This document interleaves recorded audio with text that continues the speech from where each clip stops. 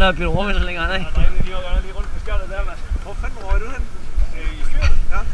Jeg har et billede, hvor Jes han ligger hen over siden, ude over kanten. Ej, jeg tog bare... Og der er et billede, hvor Peter er... Peter, han ligger sådan her med hovedet nedad. Ej, jeg tog den på den anden side. Det var kraftedeme dumt, mand. Hvorfor tog du den på? Jeg sad bare udover her, så lænede jeg mig ind over. Og så går vi i, så mister jeg sådan lidt balance, men jeg vil egentlig bare have klatret ned der, men så tager jeg en kraftig ned. Jeg mister balancen ud på den anden side, og jeg har sådan maven ud over, og så jeg kigger bare ned på det andet skrov, og så er det bare på hovedet lige efter den. Jeg når lige sådan at få sat af på skrovet ned over her, eller så har jeg sat hovedet direkte ned i det andet skrov. Jeg tager den herop, og så kom den op, og så var jeg den der vej ud ned mellem, altså.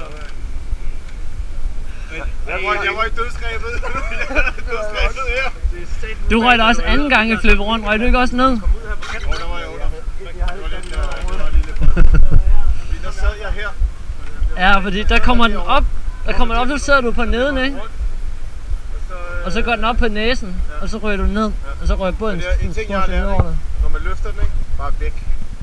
Altså der er måske en deroppe, men det er fandme farligt med rækken, der kan komme ned og virkelig komme i ballade. Altså. Jeg synes nu ikke, det var så galt, det hvor vi sad. Altså, der kommer jo ikke noget ned over den der. Det så sagtens godt ud, da den væltede rundt igen. Der var nogle folk, der var tæt på sprog. Ja.